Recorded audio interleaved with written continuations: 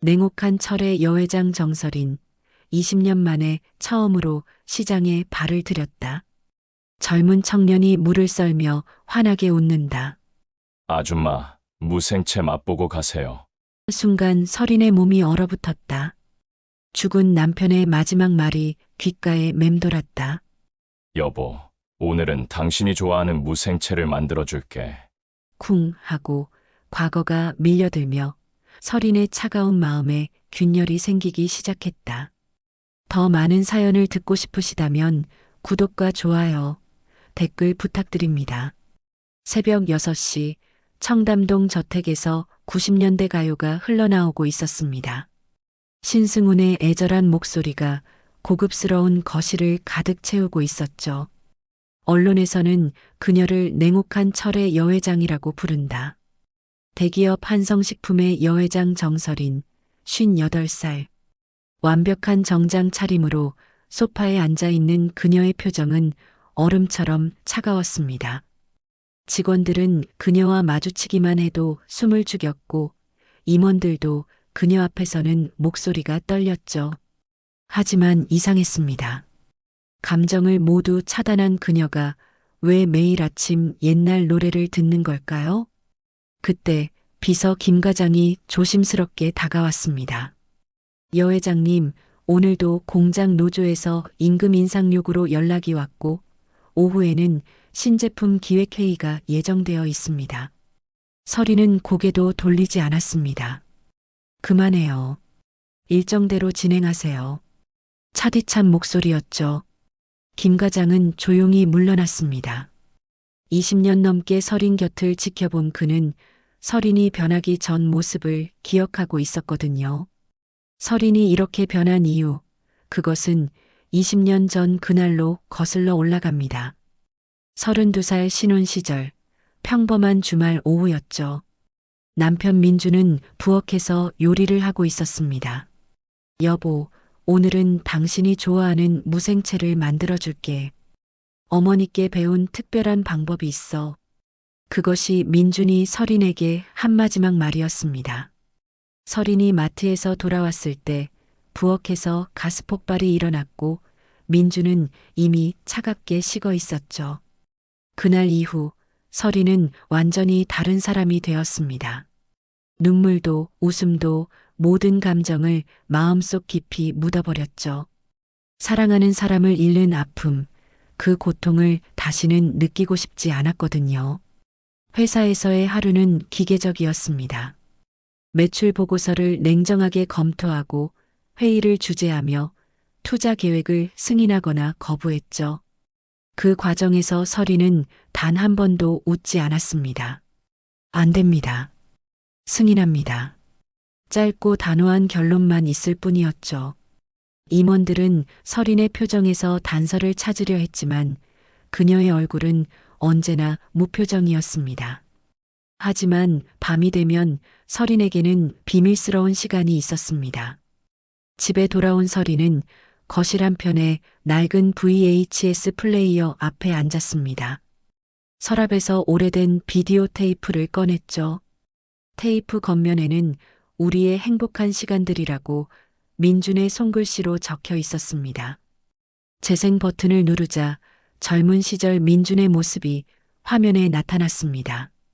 부엌에서 앞치마를 두르고 환하게 웃으며 칼질하는 모습이었죠. 여보, 오늘은 뭘 해줄까? 당신이 좋아하는 무생채 어때? 민준이 카메라를 향해 손을 흔들며 웃는 모습. 그 순간 설인의 가슴 깊은 곳에서 무언가가 꿈틀거렸습니다. 20년 동안 꽁꽁 얼려놓았던 감정의 조각들이 조금씩 녹아내리는 것 같았죠. 하지만 그 감정이 올라오려 할 때마다 설이는 재빨리 테이프를 껐습니다. 안 돼. 다시는 아파하지 않기로 했어. 그리고 아무 일 없었다는 듯 침실로 향했죠. 이런 의식 같은 일상이 20년 넘게 계속되고 있었습니다. 그런데 요즘 들어 이상한 일이 일어나고 있었습니다. 예전에는 몇 분만 보다가 금방 껐던 테이프를 점점 더 오래 보고 있는 자신을 발견하게 된 거죠. 특히 민준이 칼질하는 장면에서는 왜인지 시선을 뗄 수 없었습니다. 칼을 잡은 손목의 각도, 칼 끝의 리듬, 진지하면서도 즐거워하는 표정까지 모든 것이 너무나 선명하게 기억 속에 새겨져 있었죠. 왜 자꾸 그 장면이 보고 싶어질까? 서리는 스스로도 이해할 수 없는 마음의 변화를 느끼고 있었습니다. 마치 마음속 깊이 묻어둔 무언가가 서서히 깨어나려는 것 같았죠. 그날 밤도 서리는 테이프를 켰습니다. 하지만 평소와 달리 끝까지 보고 말았어요. 민준이 완성한 무생채를 들고자 맛봐. 사랑하는 사람을 위해 만든 요리는 특별하다고라며 웃는 장면까지 말이죠. 화면이 꺼진 후 서리는 한참 동안 그 자리에 앉아 있었습니다. 가슴 어딘가가 뜨거워지는 것을 느꼈지만 여전히 그 감정이 무엇인지는 인정하고 싶지 않았어요. 내일도 똑같은 하루가 될 거야. 서리는 그렇게 중얼거리며 침실로 향했습니다. 하지만 그녀는 모르고 있었죠. 내일 모든 것을 바꿀 운명적인 만남이 기다리고 있다는 것을 말입니다. 다음 날 아침 한성식품 본사 회의실에는 긴장감이 감돌고 있었습니다. 마케팅 부서 직원들이 두꺼운 보고서를 들고 모여 있었죠. 여 회장님, 심각한 문제가 발생했습니다. 마케팅 이사가 떨리는 목소리로 발표를 시작했습니다. 중년층 소비자 이탈률이 급격히 증가하고 있습니다. 특히 50대 이상 주부층에서 우리 제품 구매율이 30%나 감소했어요. 서린의 표정은 여전히 차가웠지만 눈빛이 예리하게 변했습니다. 원인이 뭡니까? 시장형 제품, 즉 재래시장에서 파는 전통적인 반찬류에 밀리고 있습니다. 소비자들이 정성이 담긴 손맛을 찾고 있다는 분석이 나왔어요. 임원들 사이에서 웅성거림이 일었습니다. 한성식품의 주력 상품이 바로 간편 반찬류였거든요. 그래서 제안드리는 것이 시장 조사를 직접 실시하는 것입니다. 요즘 트렌드는 경영진이 현장에 나가는 것이거든요. 서린이 코웃음을 쳤습니다. 시장 조사요? 비서 하나 보내면 될 일을. 그때 이사회 멤버 중 한 명이 끼어들었습니다. 여 회장님, 요즘 시대에는 소통 리더십이 중요합니다. 직접 현장에 나가셔야 소비자들의 마음을 알 수 있어요. 다른 임원들도 동조했습니다. 맞습니다. 경쟁사 회장들은 이미 시장에 나가고 있어요. 언론에서도 현장 경영을 주목하고 있고요. 서리는 내심 짜증이 났지만 이사회의 압박을 무시할 수는 없었습니다. 결국 마지못해 고개를 끄덕였죠.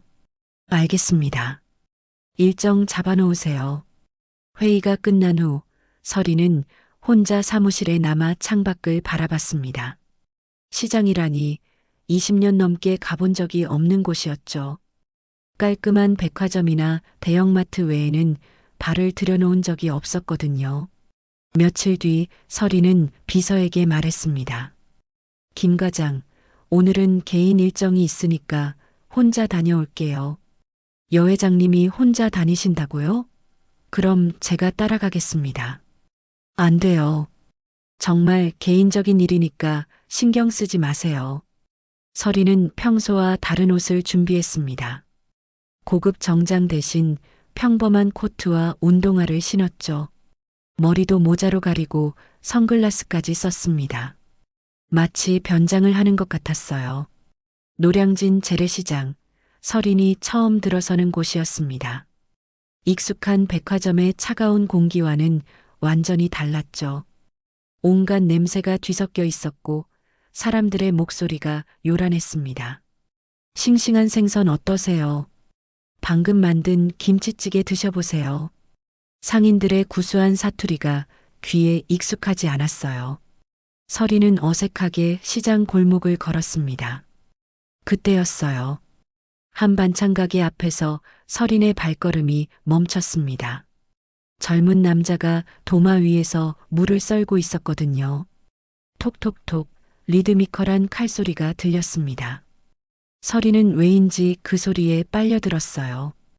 칼을 잡은 손목의 각도, 칼 끝의 움직임, 진지한 표정까지 모든 것이 어디선가 본 듯했습니다. 이상해. 서린의 심장이 빠르게 뛰기 시작했습니다.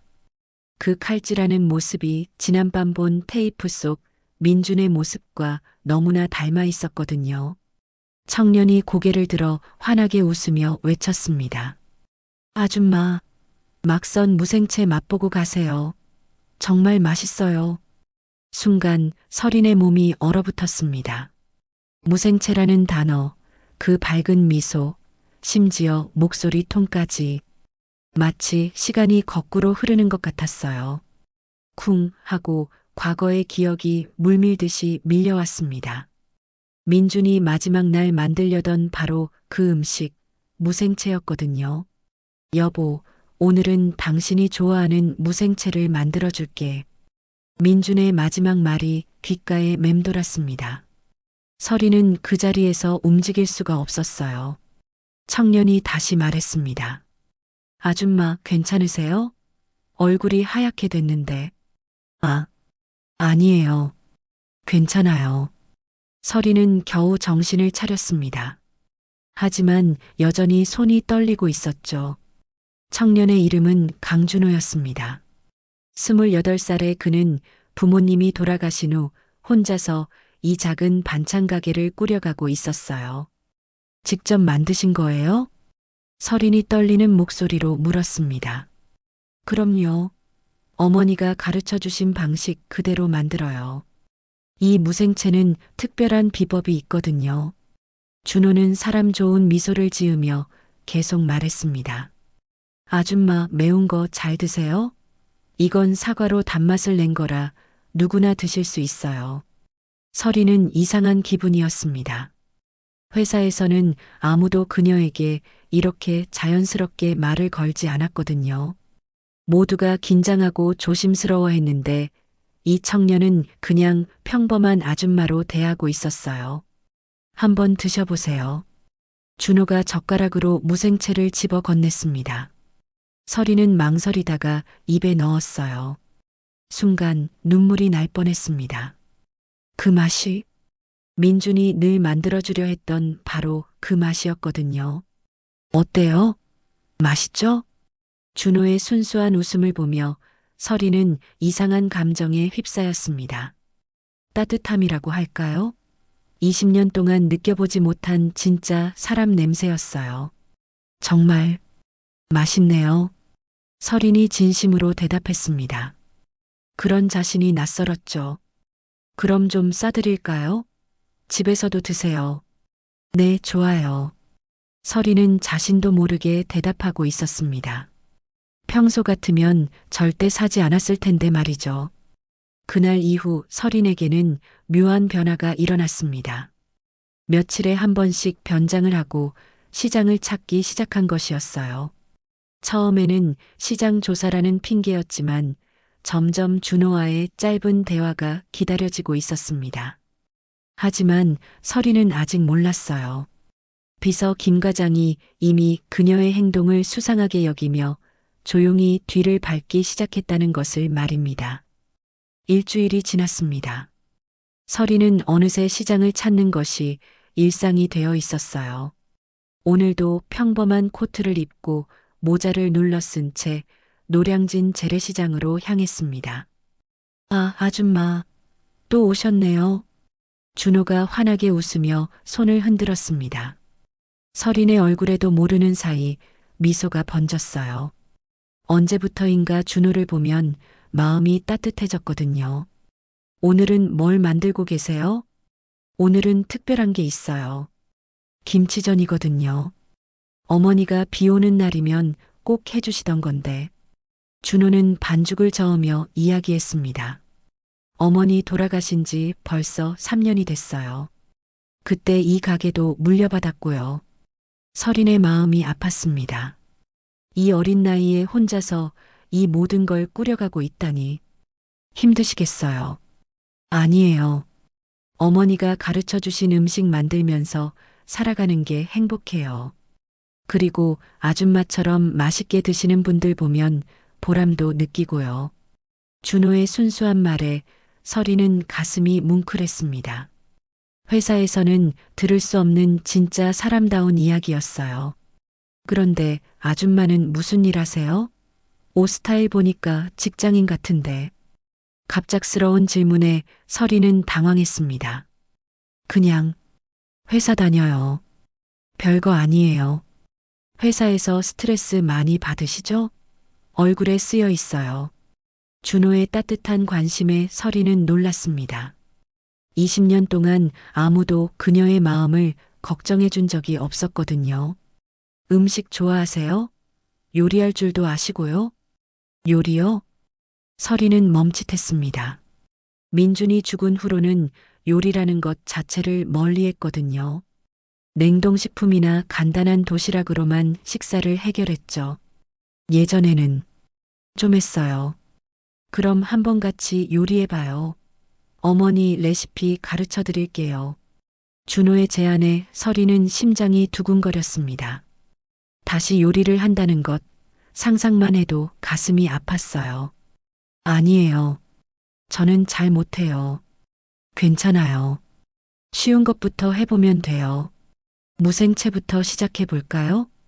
무생채라는 단어에 서린의 손이 떨렸습니다.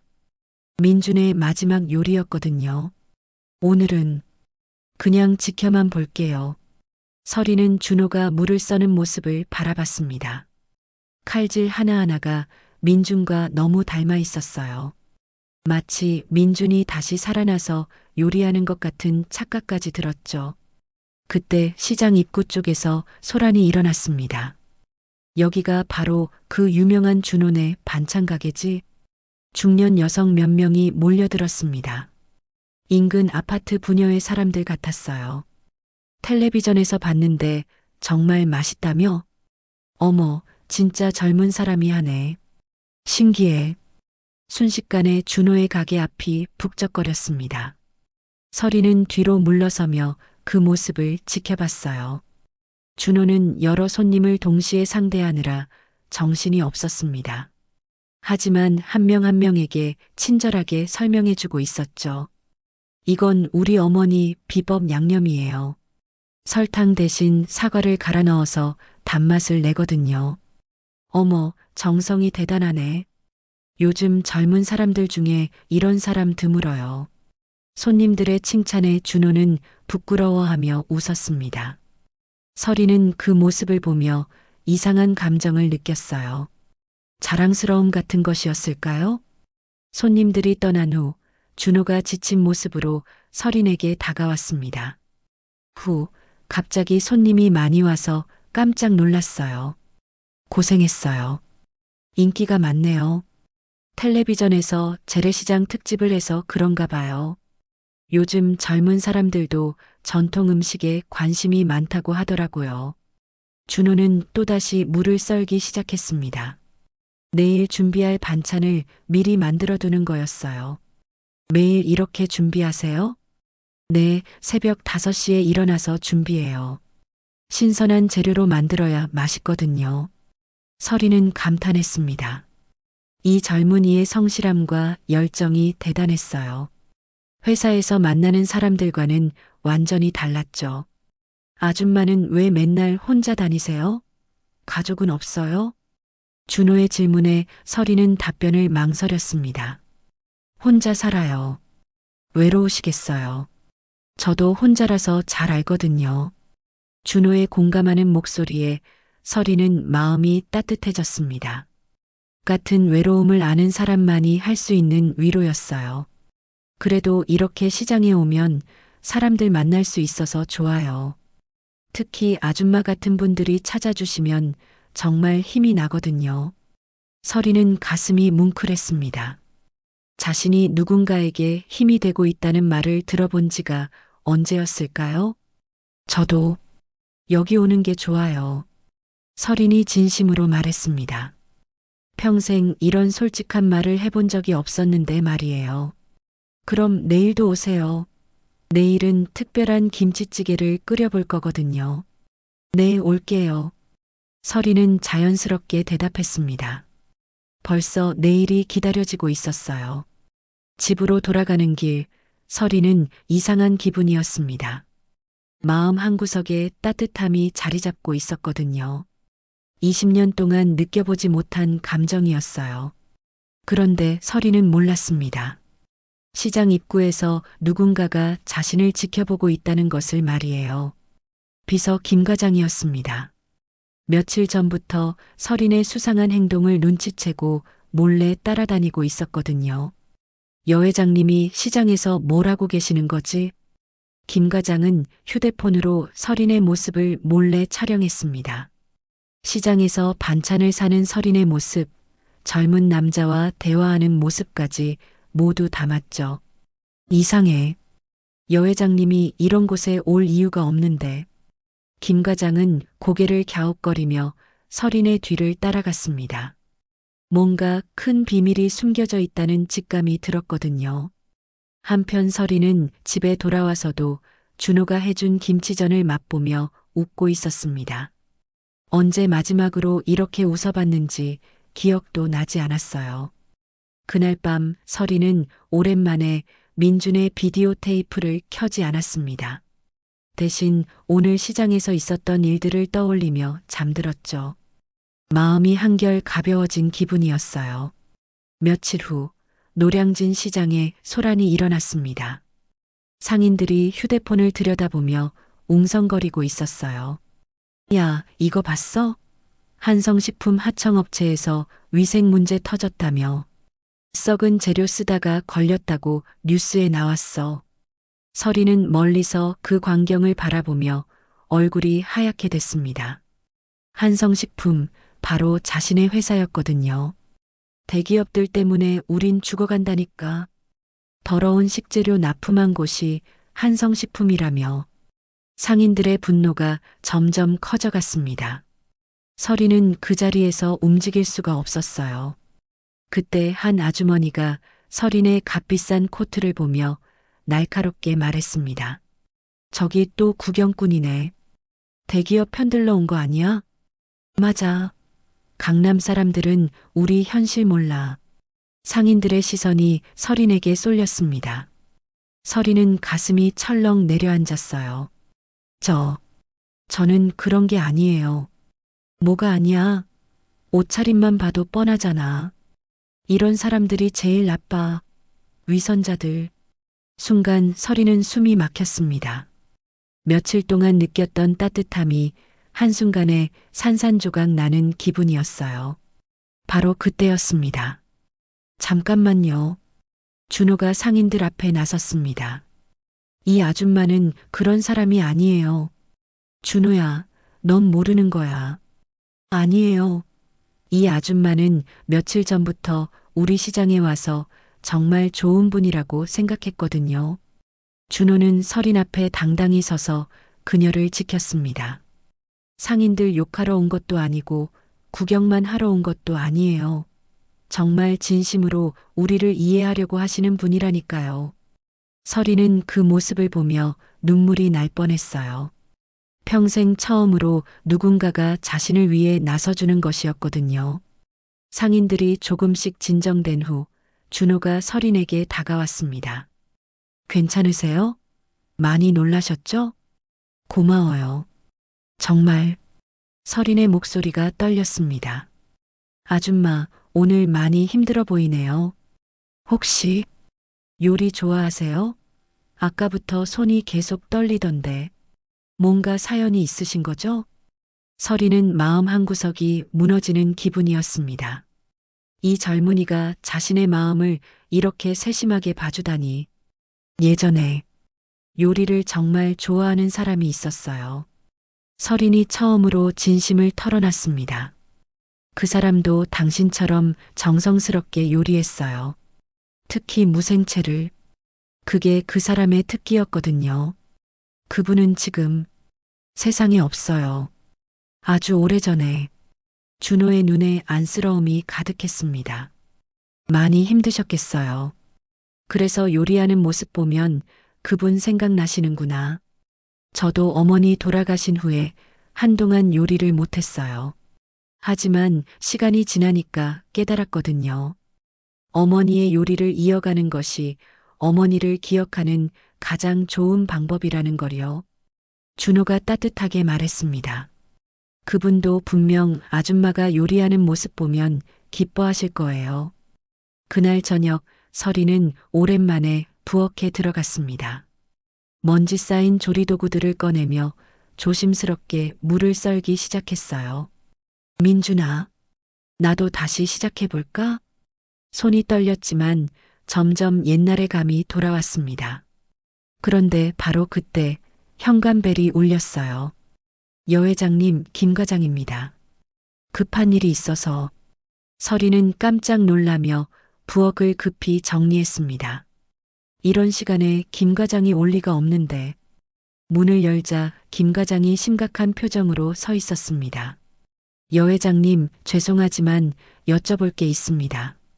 뭔데요? 김 과장이 휴대폰을 꺼내 사진을 보여줬습니다. 시장에서 준호와 대화하는 설인의 모습이 선명하게 찍혀 있었어요. 여 회장님, 이 젊은 남성과는 어떤 관계신가요? 설이는 머리가 하얗게 됐습니다.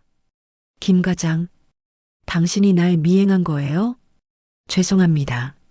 하지만 여 회장님의 안전을 위해서였습니다. 혹시 이 남성이 여 회장님의 정체를 알고 접근한 건 아닌가요? 그런 게 아니라고. 이 사진들이 외부로 나가면 회사에 치명적입니다.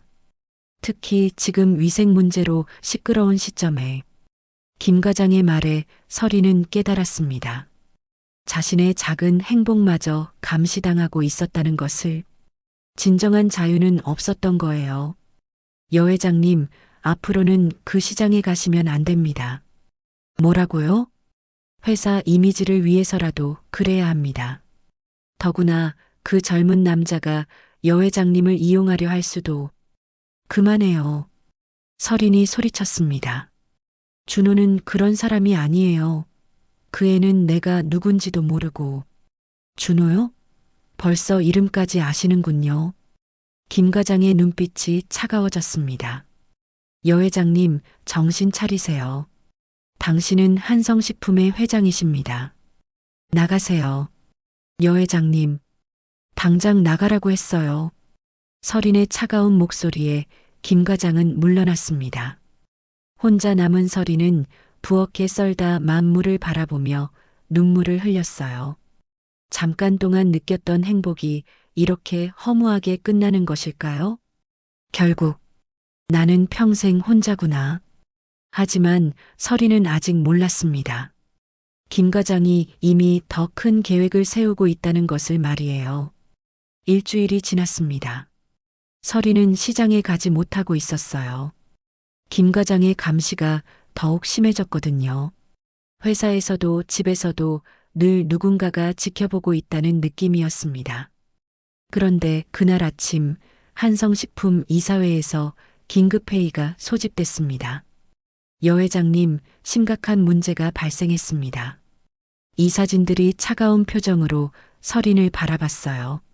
무슨 일입니까? 여 회장님의 사생활에 대한 제보가 들어왔습니다. 이사 중 한 명이 서류를 내밀었습니다. 설인이 시장에서 준호와 함께 있는 사진들이 가득했어요. 이게 뭡니까? 설인의 목소리가 떨렸습니다. 여 회장님이 재래시장에서 젊은 남성과 부적절한 관계를 맺고 있다는 증거입니다. 부적절한 관계라니. 그런 게 아니에요. 하지만 이 사진들을 보면 다른 이사가 끼어들었습니다. 더 심각한 건 여 회장님의 정신 상태입니다. 최근 들어 판단력이 흐려지신 것 같습니다. 무슨 소리예요? 시장에 변장하고 다니시고 정체를 숨기고 젊은 남자와 만나시고 이런 행동이 정상이라고 생각하십니까? 설이는 머리가 하얗게 됐어요. 이들이 자신을 정신 이상자로 몰아가고 있다는 걸 깨달았거든요.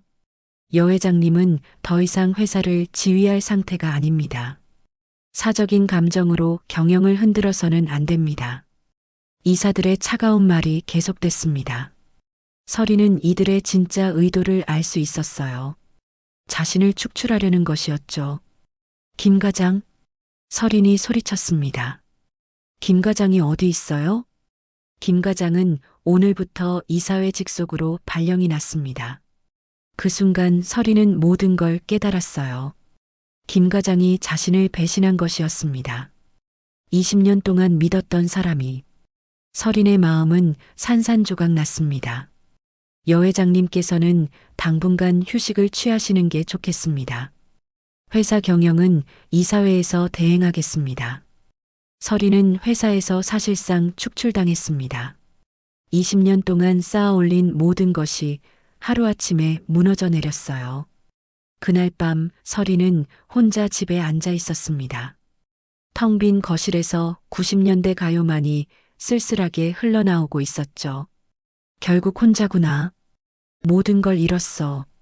서린의 눈에서 눈물이 흘러내렸습니다. 하지만 그 순간 마음속에서 한 가지 생각이 떠올랐어요. 준호에게는 정말 말해야겠어. 서린은 결심했습니다. 모든 걸 잃은 지금 더 이상 숨길 이유가 없었거든요. 다음 날 서린은 시장으로 향했습니다. 이번에는 변장도 하지 않았어요. 어차피 감출 것도 없었거든요. 시장에 도착한 서린을 보고 준호가 환하게 웃으며 손을 흔들었습니다. 아줌마, 며칠 동안 안 보여서 걱정했어요. 준호야. 서린의 목소리가 떨렸습니다. 뭔가 많이 힘들어 보이세요. 무슨 일 있었어요? 미안해. 너한테 거짓말했어. 거짓말이요? 난 사실 그냥 평범한 아줌마가 아니야. 서린이 천천히 말하기 시작했습니다. 나는 한성식품의 여회장이야. 준호의 표정이 굳어졌습니다. 한성식품이요? 그 대기업. 그래.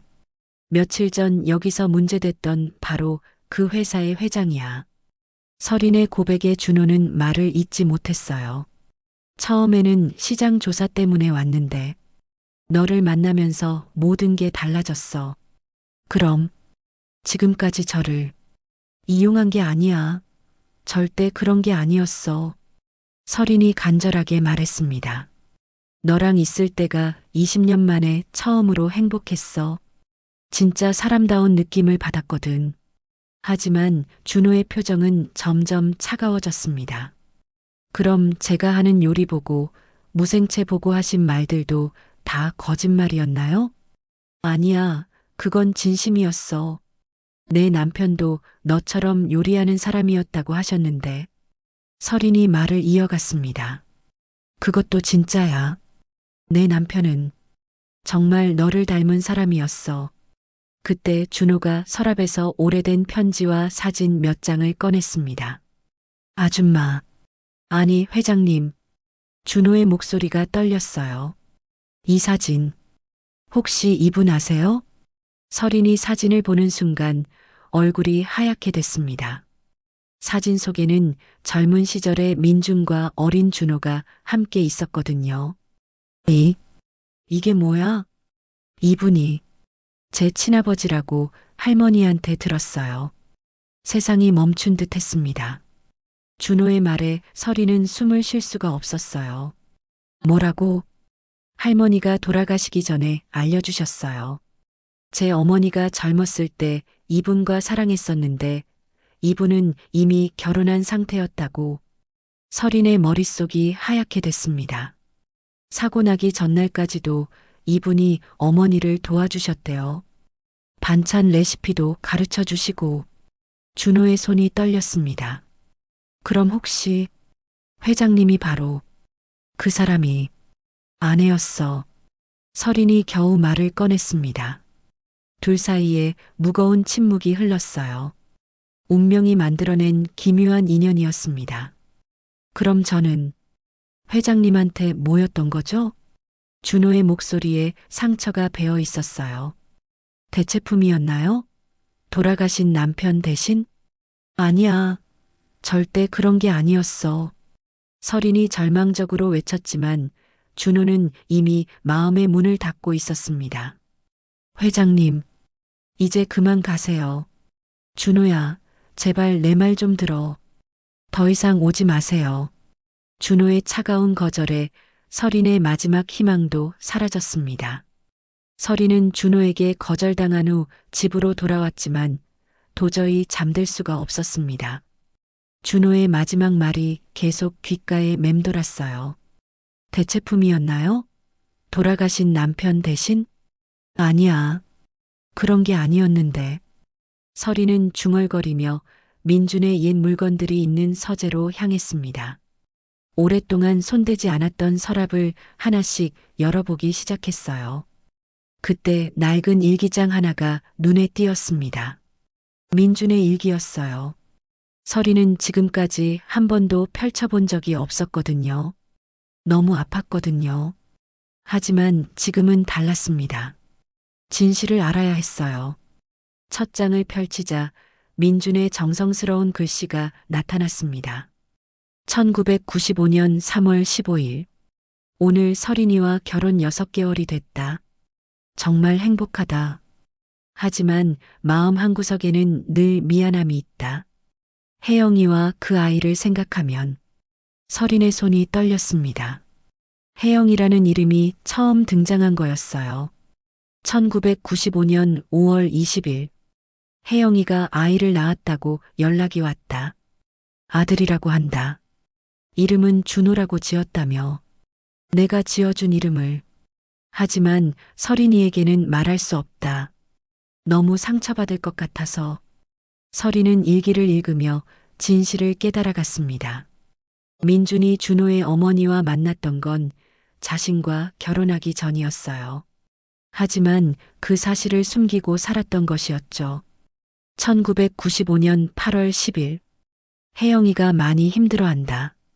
혼자 아이 키우는 게 얼마나 어려운지 몰래라도 도와주고 싶다. 서린이는 모르게. 1995년 12월 25일. 오늘 서린이에게 무생채를 만들어줬다. 혜영이에게 배운 레시피로. 서린이가 정말 좋아했다.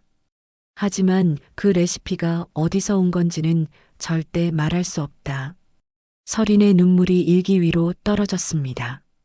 자신이 그렇게 좋아했던 무생채가 준호 어머니의 레시피였다니. 1997년 6월 3일. 오늘도 혜영이에게 생활비를 전해줬다. 준호가 벌써 2살이 됐다고 한다. 사진을 보여줬는데 정말 귀엽다. 내 아들인데 아빠라고 부를 수 없다는 게 너무 마음 아프다. 1997년 10월 12일. 서린이와 아이 이야기를 했다. 서린이도 아이를 원하는 것 같다. 하지만 나에게는 이미 정말 복잡하다. 언젠가는 모든 걸 털어놔야 하는 걸까? 서린은 일기의 마지막 부분으로 넘어갔습니다. 1997년 11월 15일. 오늘이 마지막 일기가 될 것 같다. 혜영이가 많이 아프다고 연락이 왔다. 내일 병원비를 가져다 주기로 했다. 그리고 준호에게 줄 무생채 레시피를 정리해서 가져가야지. 언젠가 그 아이가 클 때 필요할 거야. 서린이에게는 내일 특별한 무생채를 만들어주겠다고 약속했다. 사랑한다고, 고맙다고 말하고 싶다. 혹시 모르니까. 그것이 민준의 마지막 일기였습니다. 다음 날 사고가 일어났거든요. 서린은 일기를 덮고 한참 울었습니다. 이제서야 모든 것이 이해됐어요. 민준이 준호의 생물학적 아버지였고 준호 어머니에게 무생채 레시피를 가르쳐줬던 것이었습니다. 민준아, 너는 마지막까지 책임지려고 했구나. 서린은 준호에게 사과해야겠다고 생각했습니다. 자신의 무지 때문에 상처를 준 것 같아서요. 다음 날 아침 서린은 다시 시장으로 향했습니다. 하지만 준호의 가게는 문이 닫혀 있었어요. 준호 어디 갔지? 옆 가게 아주머니에게 물어봤습니다. 아, 그 청년 어젯밤에 짐 싸서 어디 갔어? 갑자기 가게 정리한다고 하더라고. 어디로 갔는지 아세요? 글쎄, 고향으로 간다고 했나? 서린의 마음이 급해졌습니다. 준호가 떠나기 전에 꼭 진실을 말해야 했거든요. 서리는 김 과장을 통해 준호의 연락처를 알아냈습니다. 김 과장은 처음에는 거부했지만 서린의 간절함에 못 이겨 도와줬어요. 여 회장님, 정말 괜찮으신 거예요? 그 청년 때문에 이렇게까지. 김 과장, 나는 이제 회장이 아니에요. 그냥 한 사람의 여자일 뿐이야. 서리는 준호에게 편지를 썼습니다. 준호야, 내가 진실을 알려줄게. 내 아버지 민준의 일기를 찾았어. 그 사람은 정말 너를 사랑했고 마지막까지 너와 내 어머니를 걱정했어. 나는 그 사실을 몰랐어. 미안해. 편지에는 민준의 일기 내용도 함께 적었습니다. 너는 내게 대체품이 아니었어. 너는 민준이 남긴 가장 소중한 선물이었어. 그리고 나에게는 다시 살아갈 이유였어. 하지만 편지를 보낸 후에도 준호로부터는 아무 연락이 없었습니다. 한편 한성식품에서는 더 큰 문제가 터지고 있었습니다. 이사회가 중국 자본의 회사를 매각하려는 계획을 추진하고 있었거든요. 김 과장이 서린에게 급히 연락했습니다. 여 회장님, 큰일 났습니다. 이사회에서 회사를 팔려고 해요. 뭐라고요? 중국 투자회사에서 인수 제안이 들어왔는데 이사들이 긍정적으로 검토하고 있어요. 서린은 분노했습니다. 자신을 축출하고 회사까지 팔아넘기려 한다니. 그들이 진짜 노린 건 이거였구나. 서린은 깨달았습니다. 자신을 정신 이상자로 몰아가며 축출한 이유가 회사를 헐값에 팔아넘기기 위해서였다는 것을 말이에요. 김 과장, 주주총회 언제예요? 이번 주 금요일입니다. 그럼 시간이 없네요. 서리는 결심했습니다. 혼자서는 안 되겠지만 다른 방법이 있었어요. 바로 시장 상인들과 함께하는 것이었습니다. 진짜 서민들의 목소리로 이사회에 맞서는 것이죠. 서리는 시장으로 다시 향했습니다. 이번에는 준호 때문이 아니라 진짜 중요한 일을 위해서였어요. 이제 정말 모든 걸 걸어야겠어. 주주총회 당일 아침 한성식품 본사는 긴장감에 휩싸여 있었습니다. 중국 자본의 매각을 결정하는 중요한 날이었거든요. 이사회실에서는 임원들이 모여 마지막 점검을 하고 있었어요. 정설이는 완전히 제거됐나? 네, 정신 이상 의혹으로 더 이상 경영에 관여할 수 없습니다. 좋아. 오늘 매각 승인만 받으면 모든 게 끝이야. 그들은 승리를 확신하고 있었습니다. 하지만 그때 본사 로비에서 소란이 일어났어요. 우리도 들어가야 해. 한성식품은 우리 밥그릇이라고. 노량진 시장 상인들 수십 명이 몰려들었습니다. 서린이 이틀 전부터 설득한 결과였어요. 아줌마들, 잠깐만요. 보안 요원들이 막아섰지만 상인들은 물러서지 않았습니다. 우리가 뭐 잘못했다고 못 들어가게 해요? 한성식품 제품 사는 건 우리 서민들인데. 그 순간 서린이 나타났습니다. 평소와 달리 화려한 정장 대신 단정한 원피스를 입고 있었어요. 다들 고마워요. 함께 들어가요. 아줌마, 정말 괜찮겠어요? 시장 아주머니들이 걱정스럽게 물었습니다. 네, 이제 진짜 시작이에요. 서리는 상인들과 함께 회의장으로 향했습니다. 주주총회장에 들어선 서린을 보고 이사들은 깜짝 놀랐어요.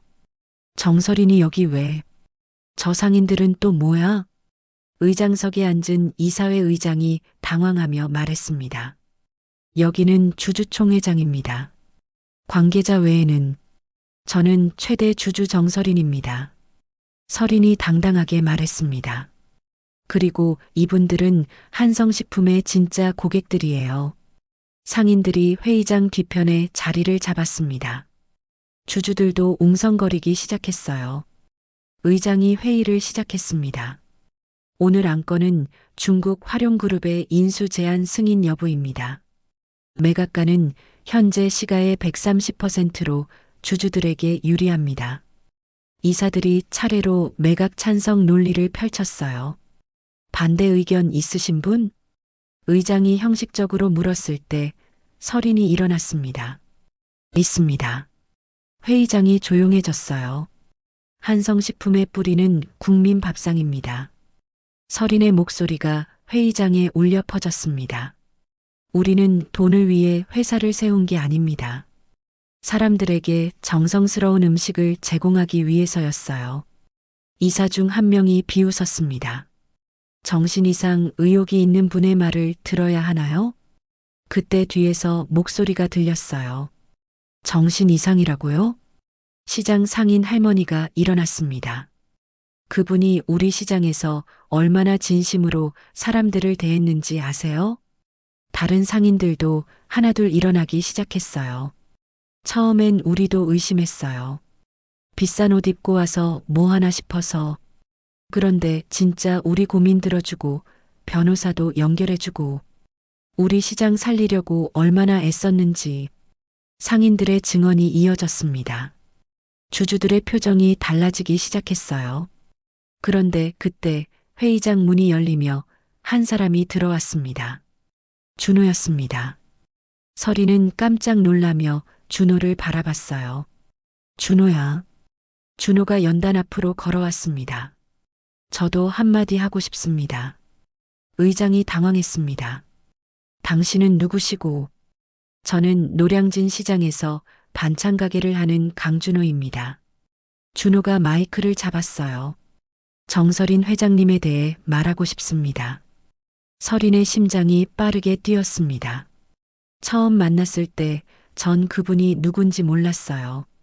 그냥 평범한 아줌마인 줄 알았죠. 그런데 그분은 진짜 진심이었어요. 시장에서 파는 음식 하나하나에 관심을 갖고 상인들 이야기를 들어주고 준호의 목소리가 떨렸습니다. 며칠 전에 그분의 진짜 정체를 알았어요. 그리고 제 아버지와의 인연도. 회의장이 숨죽였습니다. 편지를 받았습니다. 제 아버지의 일기 내용을. 준호가 설인을 바라봤어요. 그분은 제게 거짓말하지 않았어요. 진심으로 저를 대해주셨고 제 아버지를 사랑했던 분이셨어요. 설인의 눈에 눈물이 고였습니다. 음식에는 사람이 들어갑니다. 정성이 들어가고 마음이 들어가요. 준호가 이사들을 바라봤습니다. 이 회사를 외국에 팔면 그런 마음이 남아있을까요? 주주들 사이에서 웅성거림이 일었어요. 정설인 회장님은 그걸 누구보다 잘 아는 분입니다. 왜냐하면 직접 시장에 나와서 보셨거든요. 그때 비서 김 과장이 갑자기 일어났습니다. 거짓말하지 마세요. 여 회장님은 사생활 문제로 판단력이 흐린 상태입니다. 김 과장이 사진들을 꺼내 들었어요. 이 젊은 남성과 부적절한 관계를 맺으며. 잠깐, 준호가 소리쳤습니다. 부적절한 관계라니요? 그분은 제 친어머니 같은 분입니다. 회의장이 술렁였어요. 제 아버지가 돌아가시기 전까지 저희 가족을 도와주셨던 분이에요. 그리고 그 아버지의 아내가 바로 정설인 회장님이십니다. 충격적인 진실에 모든 사람들이 놀랐습니다. 설인이 일어나 말했습니다. 맞습니다. 준호는 제 늦은 남편의 아들이에요. 그리고 저에게는 가족입니다. 한성식품은 단순한 회사가 아닙니다. 사람과 사람을 잇는 따뜻한 밥상을 만드는 곳이에요. 설인의 연설에 주주들이 박수를 치기 시작했습니다. 매각을 반대합니다. 주주 중 한 명이 소리쳤고 다른 사람들도 따라했어요. 반대, 반대. 투표 결과 매각안은 압도적 표차로 부결됐습니다. 주주총회에서 매각안이 부결된 후 설인은 다시 한성식품의 경영권을 되찾았습니다. 하지만 예전과는 완전히 달랐어요. 이제 정말 새로운 시작이네요. 설인이 사무실 창가에서 중얼거렸습니다. 냉혹했던 철의 여회장은 더 이상 없었어요. 준호가 사무실 문을 두드렸습니다.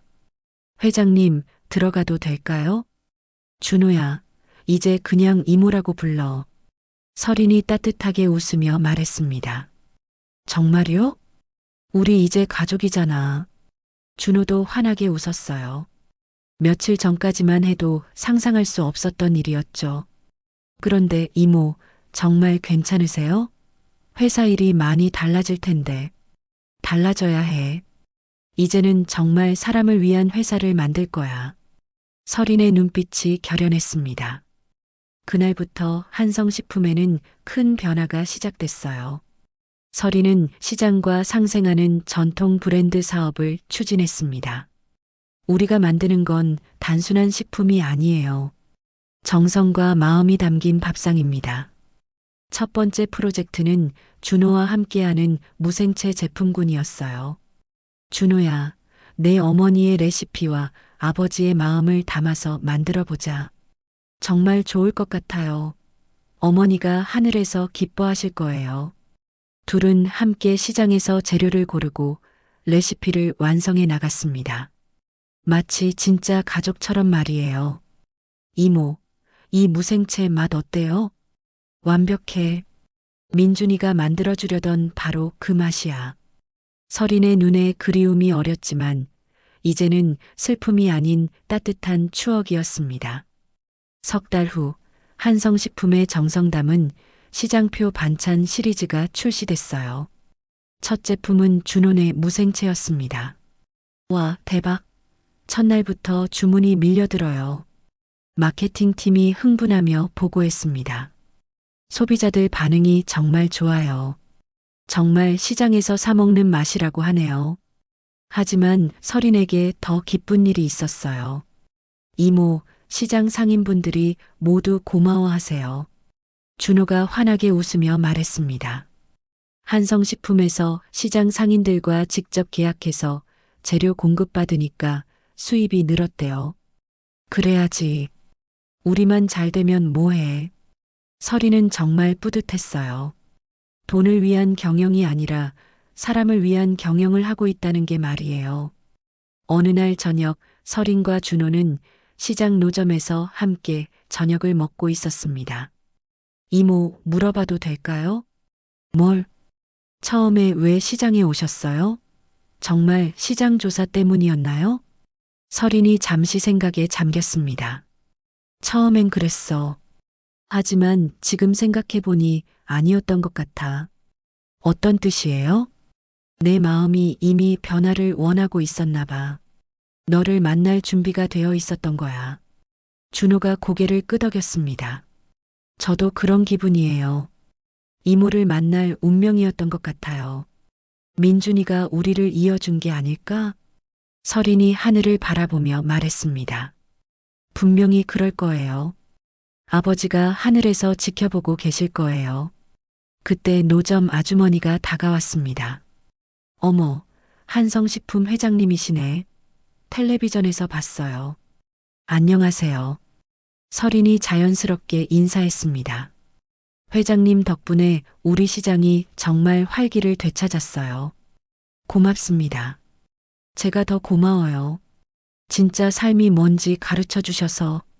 이제 서린은 정말 자연스럽게 사람들과 어울릴 수 있게 됐어요.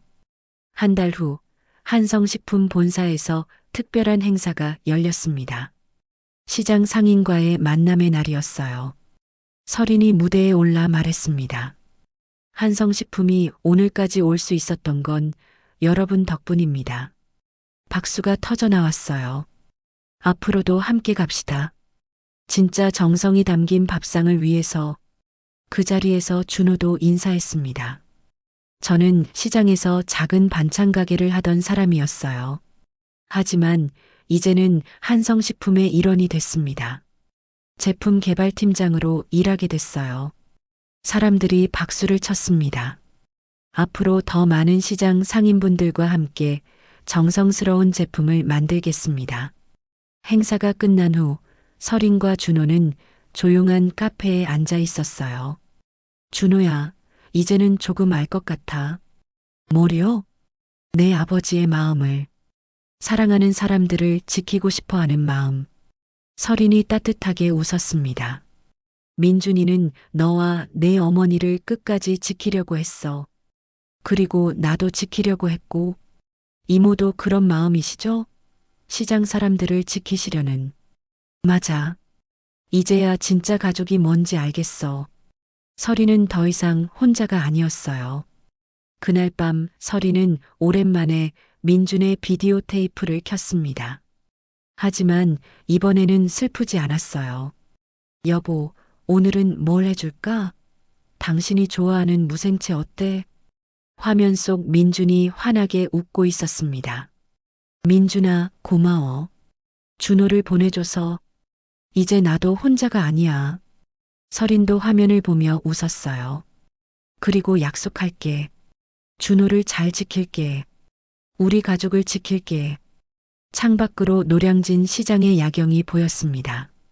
따뜻한 불빛들이 반짝이고 있었어요. 누군가를 잃은 상처는 사라지지 않지만 또 다른 누군가를 통해 치유될 수 있다는 걸 설이는 이제 알고 있었습니다. 시장의 불빛처럼 사람들의 삶도 이어져 가고 있었어요. 더 많은 사연을 듣고 싶으시다면 구독과 좋아요, 댓글 부탁드립니다.